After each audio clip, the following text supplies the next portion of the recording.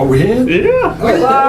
Pernski's back. Pernski's back. We got week 15 playoffs, round 2. I'm not in, so I'm not going to talk too much. Well, we got the number 1 seed right here. Well, I mean, one's just a number, a very important one that says you're the man. But you lost twice to somebody else here. The director. I lost 3 games this year, 2 to none other than the director. Oh, I'm sorry. No, I've lost 3 games, but I've lost 2. Okay. 2 were to him. Possible 3. So I played Crawdaddies in round 1. So I am going up against Peyton Manning yet again.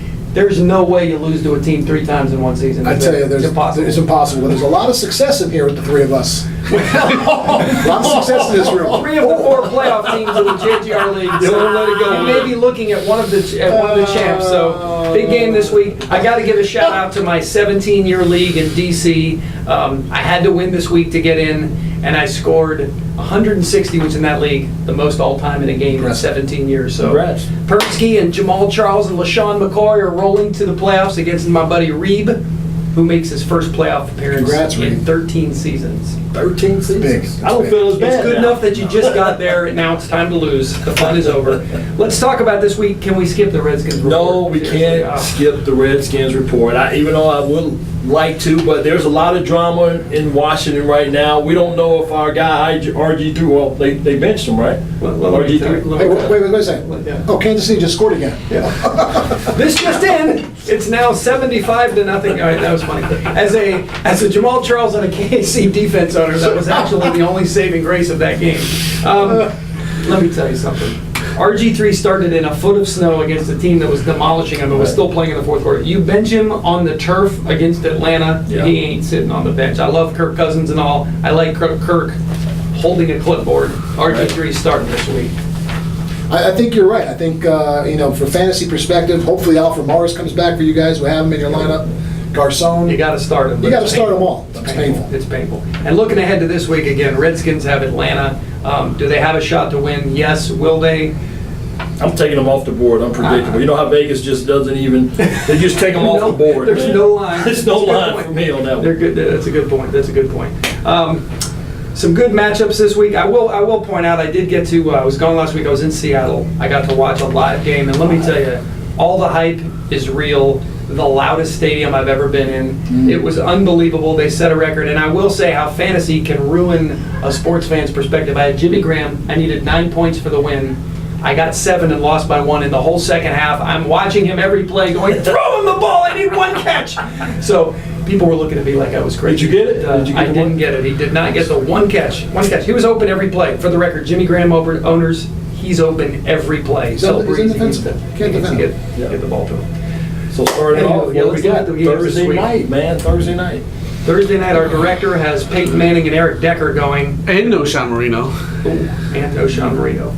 I'm hoping that Denver gets shut out, but I have a feeling that's not going to happen. Generally, Thursday nights, we talked before we went on air, good for running backs, not so good for skill players. Right. Yeah, Thursday night's a tough fantasy night. I personally haven't had any success with it. But Manning's the anomaly. We talked about it. The guy's got, 46 touchdowns, 45 touchdowns this year. He's going to break the record. What is the record? Record's 50. If you're me, what do you consider a victory playing against Manning? If he throws 4 or fewer, is that where you walk out and go, hey, I had a good night? I played against Manning in another league this weekend, and I wanted to stay within 12 points. I stayed within 12 points. I had Rivers, and I won my game. Okay. Well, I have no one going, and he's got Decker, Marino, and Peyton, so I can only hope he scores 50 or less, and then maybe. But you've got Breeze as your quarterback.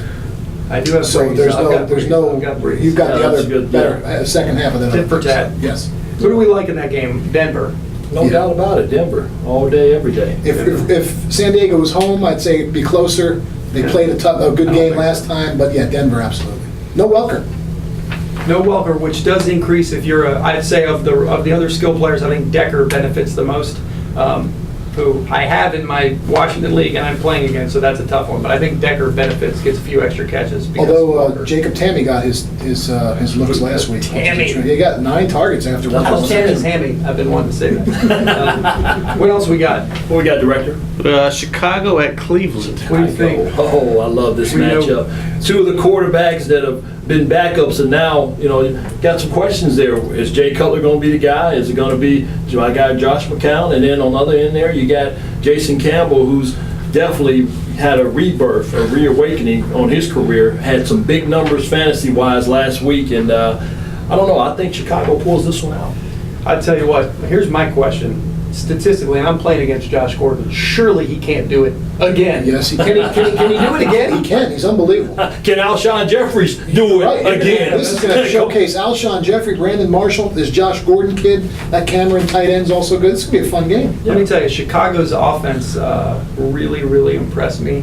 Cleveland's hot, but and they absolutely gave one away to the Patriots. But I'm going to tell you, Chicago's impressive. I don't know how they outscore Chicago. I like Chicago in that game. I like Chicago as well. About New England at Miami.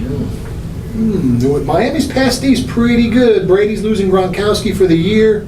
Edelman's a good start in the PPR league, but I think Miami trips them up this weekend. Yeah. I'm going to go with Miami. I think New England Upset starts special. Coach Belichick at tight end and they win. I think Brady will find someone to throw to. That's the Patriots. Yeah, the Patriots. It's the Patriots' way. They win it.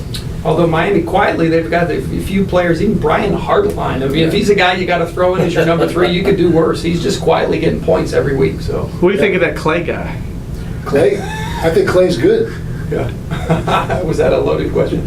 What do we got I'm next? calling Clay. Green Bay. How about Green Bay, Dallas? Dallas is at home.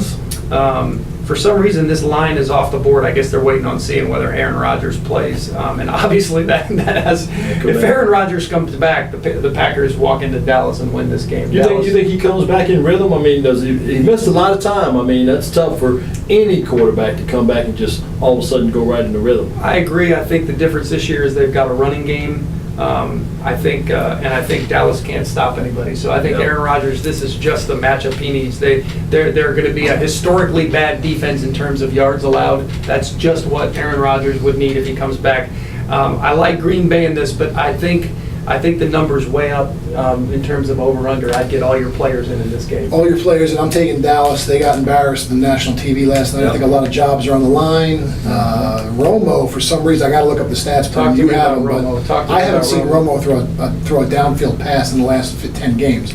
I don't know what his longest touchdown throw is this year, but he looks like Chad Pennington in his later years. Oh, easy. If he keeps chucking 3 from 10 or 15 yards, I'm fine, as long as I get him. But Chad, don't listen to him, Chad. I got Chad Pennington taking me to fantasy ball. I'm just saying, DeMarco Murray looked awesome. I mean, they have some good running weapons, game but look good. Yeah. like They need to run. Romo's arm scares me lately. They need to run the ball more. Dez has got to be getting impatient. Again, I'm going against Dez in my big league, and I'm not So excited about Green that. Bay, I like Dallas? Green Bay. I like Green I'm Bay. going Dallas on this one.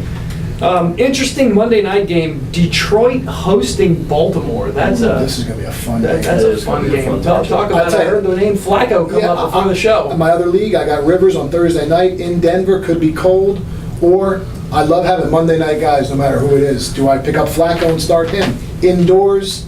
They're 7-5. They're going for a division. They're battling for the playoffs. They're going to have to throw a lot too, because no one's going to stop each other in this game. It's going to be a lot of fun. Start all your players. I'm going against Stafford in my Washington league, and I'm just going to have to. I do not do well. I'm allergic to Monday nights. I lose by 1 point every time, so I'm going to have to gut it through. And unfortunately, I got to tell you, I like Detroit. That division is down to a half a game between 3 teams with 3 to go. Yeah. This is a must-win national stage.